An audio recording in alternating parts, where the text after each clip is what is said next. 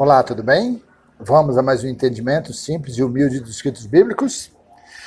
2 Coríntios capítulo 5, versículo 10, 2 Coríntios 5, 17, versículo 17, Paulo assim disse, há quase 2000 anos atrás.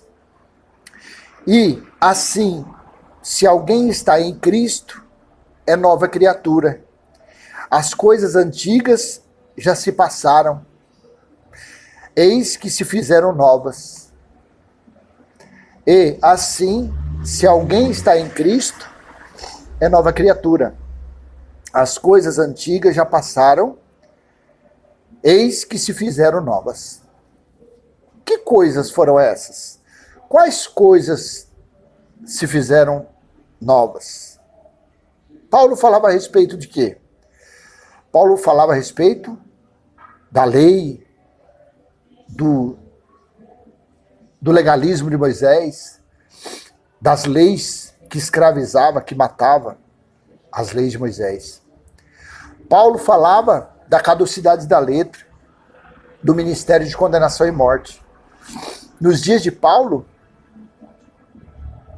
quem se convertia a Cristo, quem passava a ser um cristão, quem passasse a ser um cristão naqueles dias, estava livre das velhas práticas, do velho legalismo, da velha escravidão, e assim estavam vivendo sob novas coisas. As coisas antigas passaram e que se fizeram novas, né? Mas depois de quase 2000 anos que Paulo falou isso, depois de quase 2000 anos que Paulo esteve aqui, vivendo nesse reino carnal, a pergunta que fica é: nós temos que ter a mesma mentalidade dos ouvintes de Paulo? Nós temos que ter a mesma mentalidade dos que ouviam Paulo anunciar a sã doutrina, anunciar o evangelho da incircuncisão, anunciar Cristo ao povo gentil? Já vão fazer 2000 anos que Paulo anunciou isso. Mas hoje, você acha que não é estranho você de repente falar, não, eu estou vivendo na graça pregada por Paulo. Eu estou vivendo nessas novidades, né, que se fizeram nos dias de Paulo. Por quê? Os judeus que se convertiam a Cristo, eles deixavam um território que existia naquele tempo, eles deixavam o reinado, o império que existia naquele tempo, que era o império, o reinado de Moisés, e eles estavam se tornando novas criaturas. Eles estavam tendo outro entendimento, um entendimento mais atualizado. Os gentios que eram pagãos, porque assim na concepção judaica, os gentios não tinha Deus no mundo, os gentios eram afastados de todas as promessas que Deus fez no passado, assim na concepção judaica.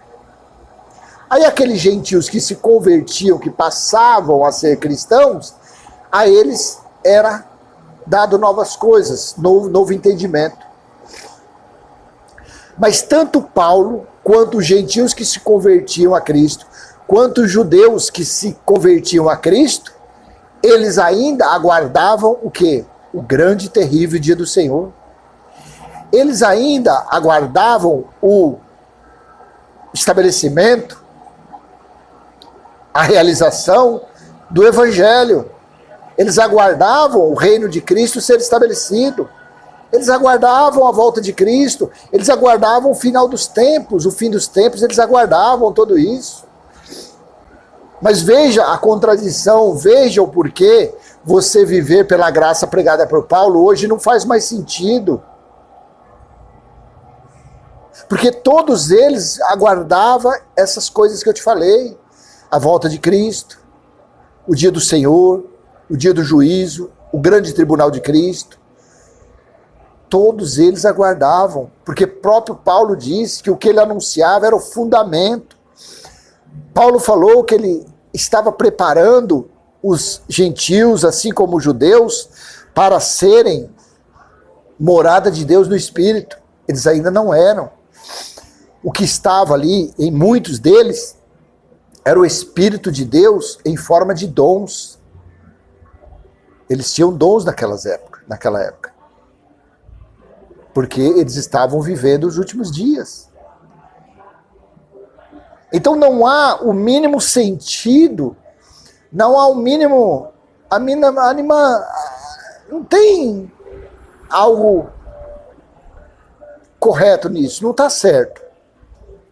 Eu aqui hoje, depois de quase 2000 anos, de que Paulo disse, sabendo que eu nasci depois do ano 70, sabendo que eu nasci depois disso aqui, de Apocalipse capítulo 1, versículo 10, quando João disse na ilha de Patmos, achei-me no Espírito no dia do Senhor e ouvi atrás de mim uma grande voz como de trombeta.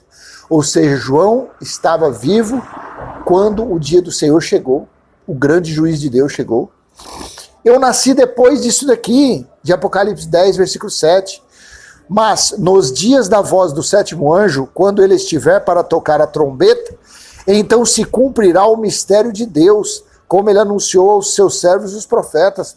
Então eu nasci depois desse acontecido, porque aqui Cristo estava falando a João, olha, quando for tocada a sétima trombeta, então se cumprirá o grande mistério de Deus. Eu nasci depois disso. Eu nasci depois de Apocalipse 14, de Apocalipse 11, versículo 15. Eu nasci depois disso daqui. Eu acredito que você também nasceu depois disso. A sétima trombeta foi tocada. E o que aconteceu quando a sétima trombeta foi tocada? O sétimo anjo tocou a trombeta e houve no céu vozes fortes dizendo: o reino do mundo se tornou de nosso Senhor e do seu Cristo, e ele reinará para todo sempre.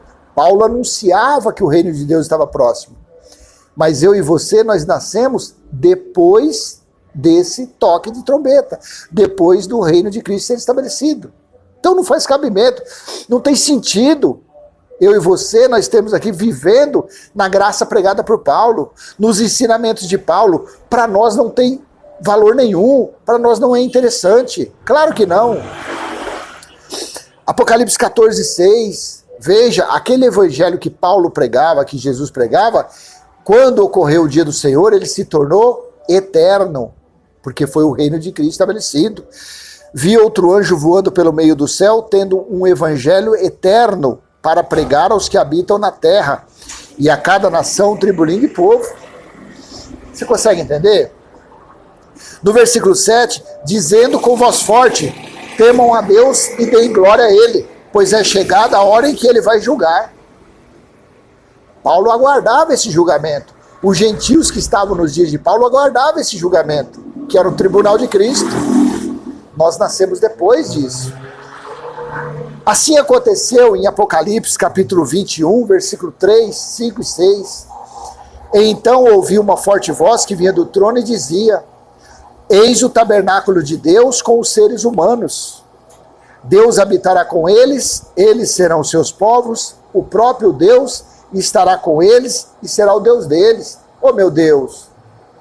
Isso aqui foi um cumprimento do Vale dos Ossos Secos, Ezequiel 37, versículo 26 ao 28. Nós nascemos depois disso.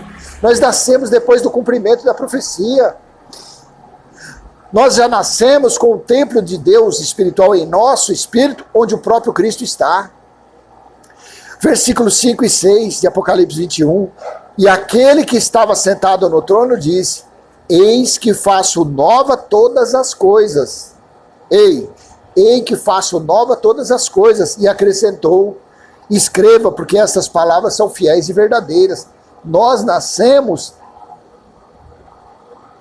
nas coisas feitas novas. Nós já nascemos em novidade de tudo. Nós já nascemos no cumprimento de tudo, na realização de todas as profecias. Nós nascemos depois do versículo 6, disse-me ainda: tudo está feito. Eu sou o alfa e o ômega, o princípio e o fim. A quem tem sede, darei de graça da fonte da água da vida. Meu Deus! Você não acredita que você tem 2000 anos? Não? Então nós nascemos no tempo que foi tudo realizado. Já vai fazer 2000 anos que tudo isso se cumpriu. 2000 anos que tudo se cumpriu. Nós nascemos, como está no versículo 1 de Apocalipse 21. E vi novo céu e nova terra, pois o primeiro céu e a primeira terra passaram e o mar já não existe. Paulo estava vivendo no velho céu e na nova terra, na velha terra. Paulo estava onde e o mar já não existe. Nos dias de Paulo, a história do mar existia, a história do povo hebreu existia. Na época de Paulo, o território, o reino de Moisés não tinha sido exterminado ainda, não tinha sido desolado ainda, não tinha sido aniquilado. Ele só foi aniquilado, como está em Apocalipse 12, versículo 7 ao 10. Estourou uma guerra no céu. Então Miguel e os seus anjos lutaram contra o dragão e os seus anjos, e Miguel venceu. Miguel representava o exército romano para defender os filhos do povo de Deus. Daniel 12, versículo 1. Entende tudo isso que eu estou te falando? Quais coisas antigas passaram nos dias de Paulo? Quais coisas antigas foram essas? Era o legalismo de Moisés, a escravidão, a servidão de Moisés. Se você hoje está se dedicando à graça pregada por Paulo, sinto muito. Você está 2000 anos atrasado. Você está pegando isso e trazendo para você 2000 anos depois. Não. Nós nascemos onde foi feito nova todas as coisas. Nós já nascemos no novo céu e na nova terra. Nós já nascemos aonde está o reino de Cristo estabelecido eternamente. Tá bom? Então vou deixar essa mensagem com você. Gripado demais. Espero ter sido útil de alguma forma. E se foi, ó, curte, comenta, compartilha, se inscreve, ativa o sininho e vamos em frente buscando um simples e humilde entendimento. Não tem segredo. Basta você procurar conhecer o Evangelho Eterno, que todos os 66 livros estará perfeitamente inteligível para você, tá bom? Um beijo no coração, um abraço, até mais, tchau, tchau.